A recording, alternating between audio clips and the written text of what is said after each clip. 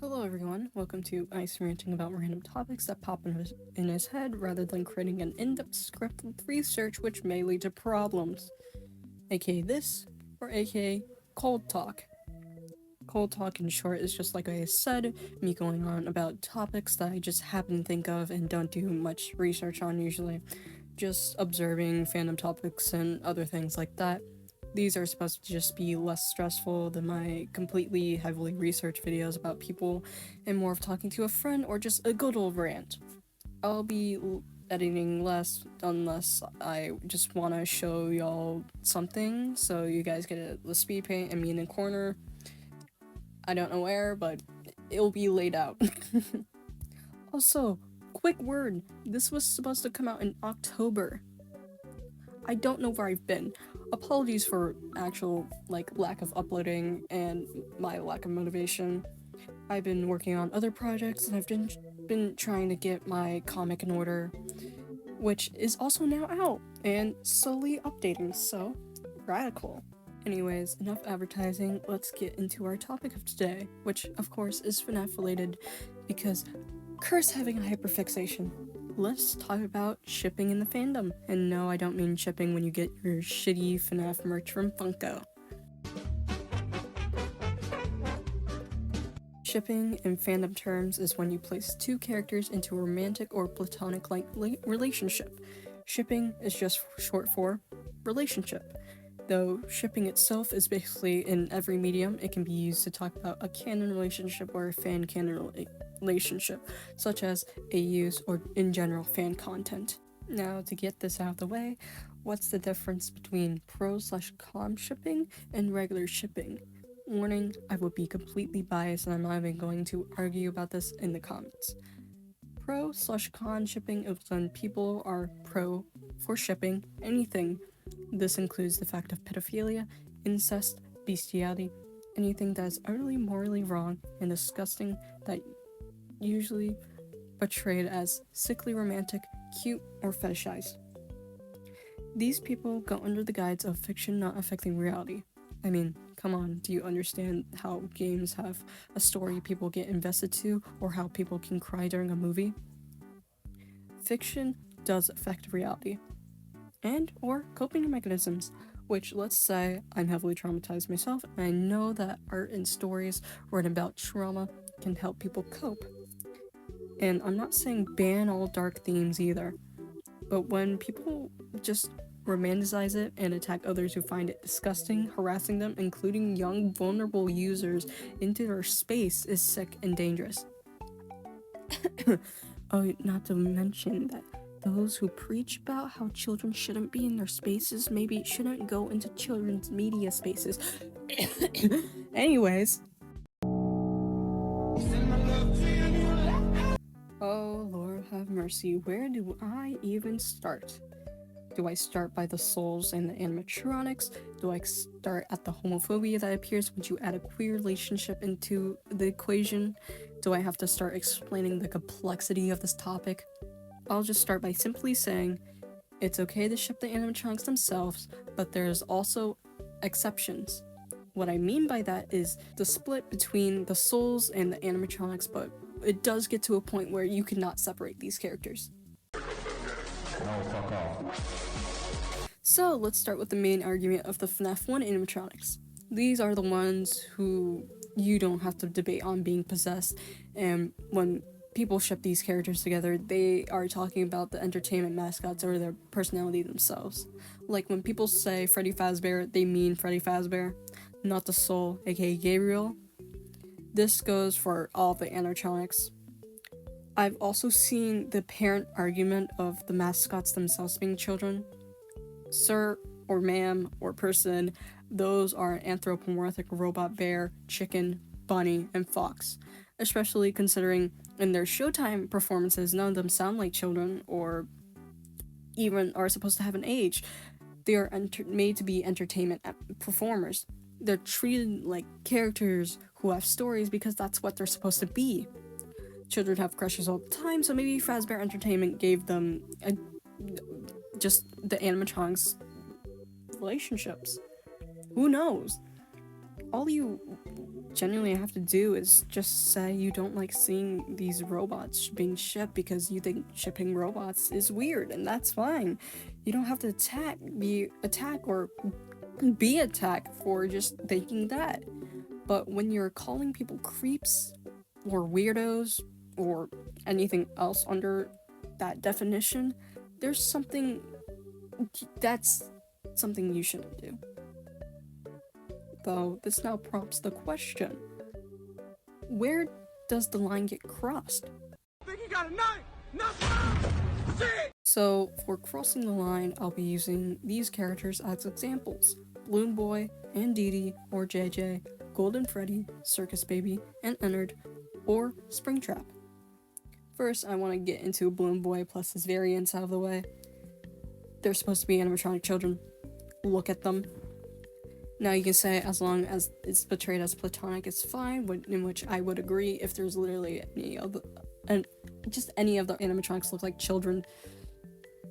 So yeah, that's them out the way. Now, Golden Freddy, Circus Baby, Ennard, and Springtrap. What do all these characters have in common? These characters, their personalities, and etc. would not exist without the soul themselves. Golden Freddy, though, yes, people do think they're indefinitely different from Fredbear. I think that too, so I say you can ship Fredbear. But with Golden Freddy, I feel like most people in the fandom have agreed that Golden Freddy is a hallucination or the manifestation of the souls who possess it. There's no going back on that, or however you say it. Golden Freddy would not exist without the souls. Now let's Springtrap. This same thing applies to what I said about Golden Freddy. You can ship Spring Bonnie, but when Springtrap, is Springtrap, he's directly linked to William as a character, because without William quite literally possessing and being there in Springtrap, he would not exist as a character. The only exception I see shipping wise is Wilry / Helium / Wilry, which, speaking about Wilry, I don't have a problem with. If you follow my Twitter. Because I think both of them are terrible people. Well, one is terrible than the other, but you still get the idea. And both are grown-ass men, and not all relationships are going to be lovey-dovey. They can be painful and toxic if well written enough and not romanticized. I feel like it could work greatly, especially like continuing on the relationship past the murders at that point, where you just see how miserable, pathetic, and overall horrible this has been for everything, pretty much. It is great angst potential. I feel like people should utilize it more. Like, whoa. Anyways, time for the most sexualized character of all time, Circus Baby and her counterparts. Yeah! Woo! Yeah! Ooh! Yeah! Ah! Circus Baby herself is an overgrown damn toddler. Look at her.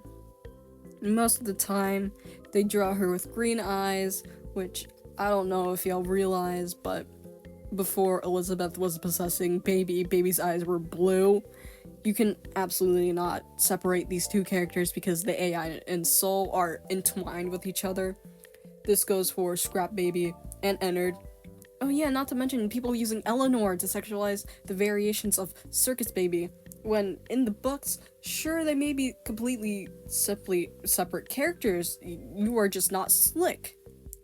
Like, there is notable differences between them, and yeah, pretty much. You get what I'm saying.